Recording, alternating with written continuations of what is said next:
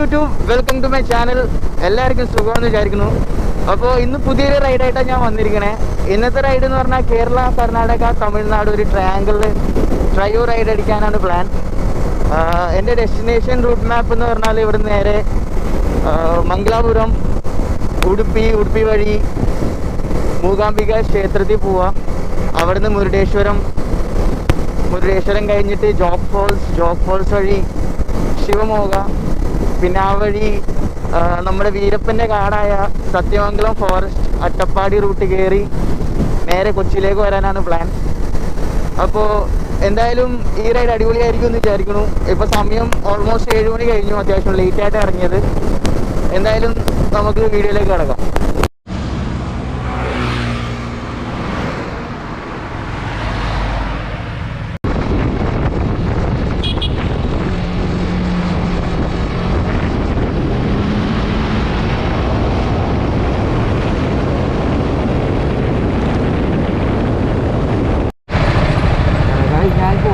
കുറ്റിപ്പുറം എത്തിയിട്ടുണ്ട്. കോഴിക്കോടേക്ക് പോയിക്കൊണ്ടിരിക്കുകയാണ്. പക്ഷേ റോഡ് ഭയങ്കര മോശമായിരുന്നു. മോശമായിട്ട് റോഡ് കുണ്ടും കുഴി കുറവാണ്. എന്നാലും പാച്ച് വർക്ക് ആയതുകൊണ്ട് ബൈക്ക് ഓടിക്കാൻ ഭയങ്കര പ്രയാസമാണ്. ഭയങ്കര ചാട്ടമാണ്. അതുപോലെ തന്നെ ഗോപ്രോൻ്റെ മൗണ്ട് ഷെയ്ക്ക് ചെയ്തുകൊണ്ടിരിക്കുകയാണ്. അപ്പോൾ കുറച്ച് പ്രയാസം. ചില സമയത്ത് എനിക്ക് മൗണ്ട് ഊരി വെച്ചിട്ട് ഗോപ്രോ രാവിലെ വെക്കേണ്ടി തോന്നും. പിന്നെ ആണെങ്കിലുള്ള പ്രശ്നം എന്ന് പറഞ്ഞാൽ ഇവിടെ കുറേ ഫ്ലാഷ് ഉണ്ട്. അതായത് സ്പീഡ് ട്രാക്കേഴ്സ് കുറേ ഉണ്ട്. അപ്പോൾ സ്പീഡ് പിടിക്കാനായിട്ടുള്ള സംഭവമാണ്. അത് നോക്കിക്കൊണ്ട് വന്നില്ലെങ്കിൽ പണി കിട്ടും. ഞാൻ 1-2 പെട്ടുപോയി. അപ്പോൾ എന്തായാലും ഈ വഴി തന്നെയാണെങ്കിൽ ആ കാര്യം ഒന്ന് നോക്കുക. നമ്മൾ ഓർക്കാത്ത സ്ഥലത്തൊക്കെയാണ് ഈ സ്പീഡ് ട്രാക്കേഴ്സ് വെച്ചേക്കണം. പെട്ടെന്ന് കാണില്ല, പെട്ടെന്ന് ശ്രദ്ധിക്കില്ല. അതുപോലെ തന്നെ റോഡിലും വീതി കുറവാണ്. പിന്നെ അത്യാവശ്യം നല്ല രീതിയിൽ ട്രാഫിക് ഉണ്ട്. ഞാൻ ഇന്ന് ഇറങ്ങിയത് കുറച്ച് വൈകിപ്പോയി. അതുകൊണ്ട് അത്യാവശ്യം ട്രാഫിക്കും ഉണ്ട്.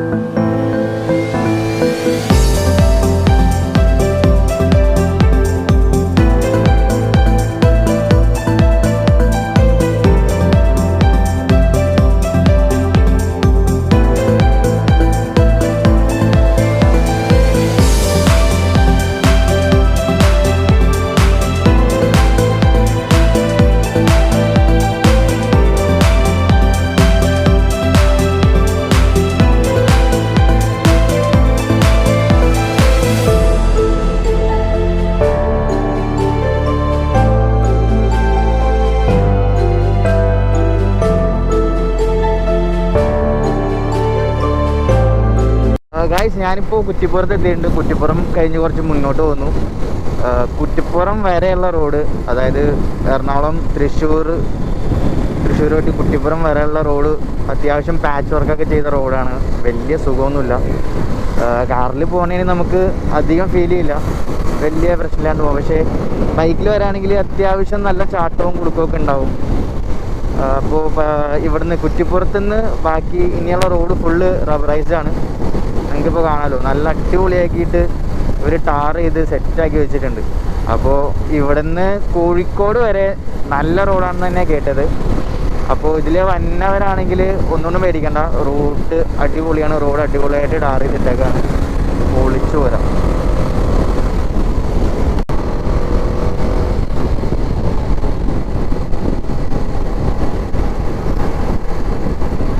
ഗൈസ്, രക്ഷപ്പെട്ടു ഗൈസ്. പോലീസ് പൊക്കിയില്ല ഗൈസ്.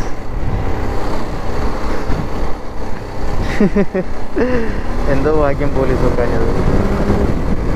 പോലീസല്ലായിരുന്നു, അത് RTO ആയിരുന്നു.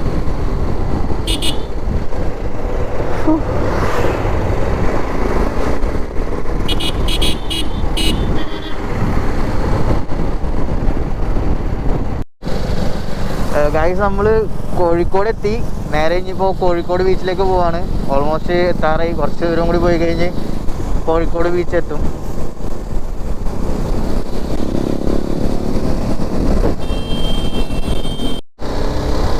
ഗൈസ് ഞാനിപ്പോൾ കോഴിക്കോട് ബീച്ച് എത്തിയിട്ടുണ്ട്.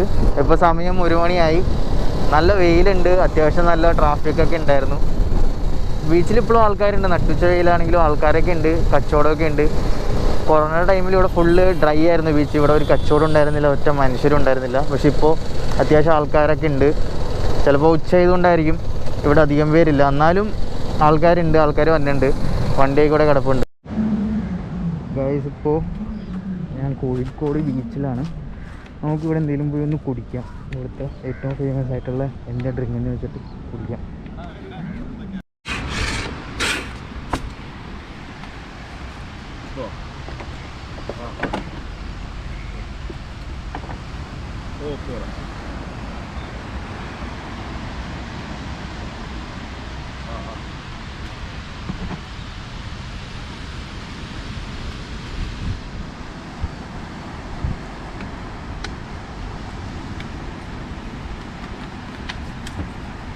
അത് സാധാ ഓറഞ്ച് തന്നെ?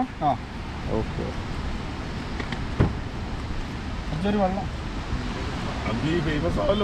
പിന്നല്ലാണ്ട് ഫേമസ് ആക്കാം.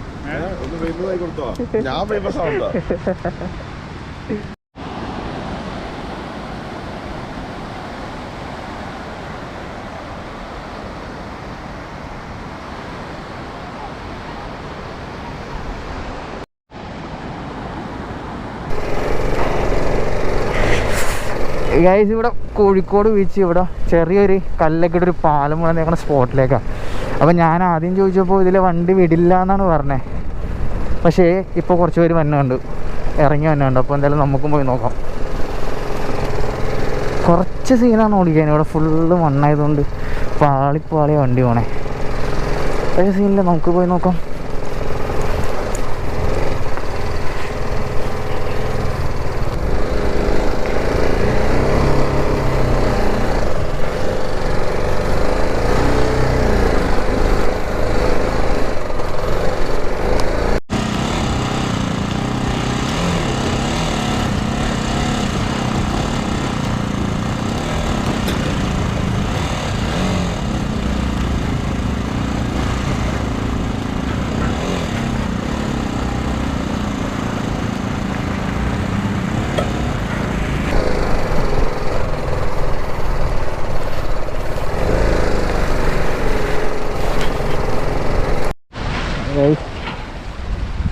ഈ വഴി അവിടെ അച്ഛൻ വരെ ഉണ്ട്.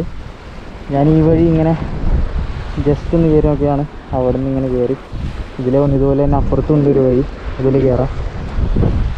അവിടെ ബീച്ചാണ് കാണുന്നത്. ഞാൻ ഇത്ര നേരം നിന്നത് അവിടെയാണ്. അപ്പോൾ അവിടുത്തെ കടക്കാരോട് ചോദിച്ചപ്പോൾ അവർ പറഞ്ഞു നമുക്ക് ഇങ്ങോട്ട് വരാമെന്ന് പറഞ്ഞുകൊണ്ട് നേരെ ഇങ്ങനെ പോകുന്നതാണ്. എനിക്ക് ഇങ്ങോട്ട് വന്നെന്തായാലും നന്നായി, കാരണം അടിപൊളിയായിട്ടുണ്ട്. ഇവിടെ വേറെ ശല്യങ്ങളൊന്നുമില്ല, വേറെ ആൾക്കാരൊന്നുമില്ല. ഗൈസ് കോഴിക്കോട് ബീച്ചിൻ്റെ വേറൊരു പ്രത്യേകതയും കൂടി ഉണ്ട് കോഴിക്കോട് ബീച്ചിന്. അതായത് ഇവിടെ രാത്രി ഒരു 12 മണിയായാലും 1 മണിയായാലും സ്ത്രീകൾക്ക് ഇറങ്ങി നടക്കണമെന്നൊന്നും ഒരു പ്രശ്നമില്ല. ആരും ഇവരെ ശല്യം ചെയ്യാനോ അങ്ങനെ ഒരു പ്രശ്നമുള്ളൊരു സ്ഥലമല്ല ഇവിടെ. ഇവിടെ എപ്പോൾ വന്നാലും കാണാൻ പറ്റും കോഴിക്കോട് ബീച്ച് ഫുൾ ഓണായിരിക്കും. അതിപ്പോൾ രാത്രി 10 മണി ആയിക്കോട്ടെ 12 മണി ആയിക്കോട്ടെ, 12 മണി കഴിഞ്ഞാലും കോഴിക്കോട് ബീച്ച് ഫുൾ ടൈം ഓണായിരിക്കും. ഇപ്പോൾ അറിഞ്ഞതെന്ന് വെച്ചാൽ ഇവിടെ ഭയങ്കര തിരക്കാന്നാണ്. വൈകുന്നേരം ടൈമിലൊക്കെ പഴയ പോലെ തന്നെ വീണ്ടും തിരക്കായി. കൊറോണയുടെ സീനൊക്കെ ഇവിടെ കുറയണമെന്നാണ് പറയണേ. അതുപോലെ ഭയങ്കര തിരക്കാണെന്ന് പറഞ്ഞു. ഇപ്പോൾ നട്ടുച്ച സമയമാണ്, ഓൾമോസ്റ്റ് ഒരു 1:30 മണിയായിട്ടുണ്ട്. നട്ടുച്ചക്ക് സമയത്താണ് ഞാനിവിടെ നിൽക്കണേ.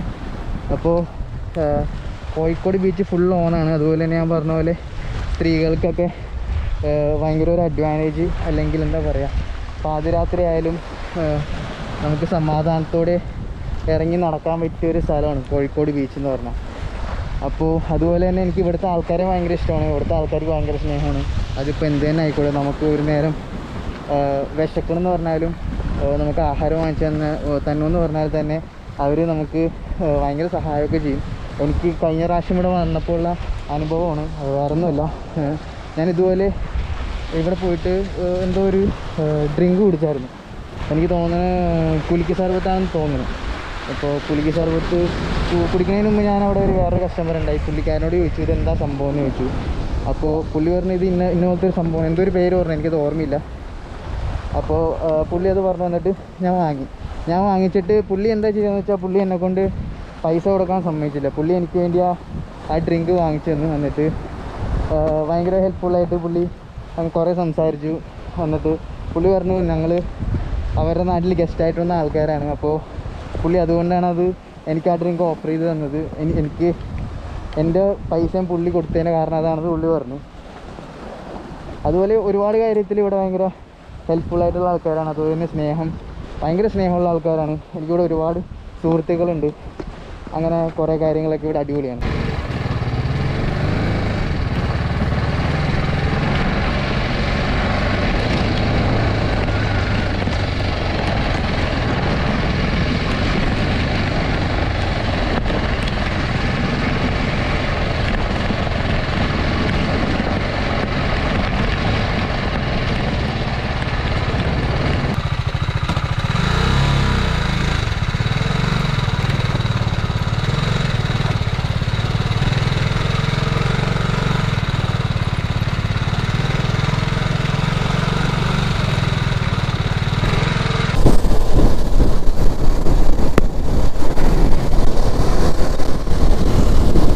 ഞാൻ കോഴിക്കോട് നിന്ന് ഇറങ്ങി. ഞാനിപ്പോൾ കോഴിക്കോട് നിന്ന് നേരെ കണ്ണൂർക്ക് പോയിക്കൊണ്ടിരിക്കണേ. കണ്ണൂർ എൻ്റെ ഫ്രണ്ടിൻ്റെ വീട്ടിലേക്കാണ് ഡെസ്റ്റിനേഷൻ ഇട്ടേക്കണേ.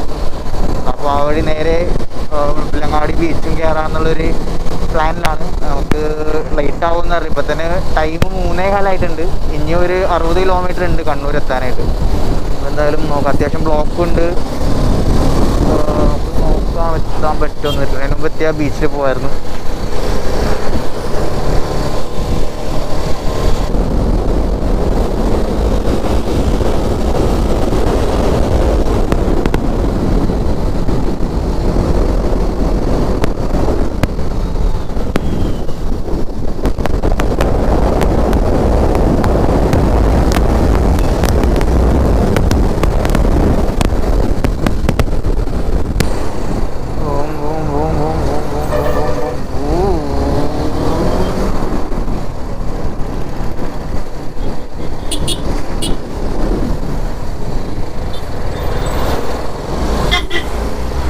ഞാനങ്ങനെ തലശ്ശേരിയിലെത്തി ഗൈസ്. സമയം 4:20 തലശ്ശേരിയിലെത്തിയത്. തലശ്ശേരിയിൽ എൻ്റെ കൂട്ടുകാരൻ രമിത്ത് തിരക്കിലാണ്. രമിത്ത് ഫോൺ ചെയ്തുകൊണ്ടിരിക്കുകയാണ്.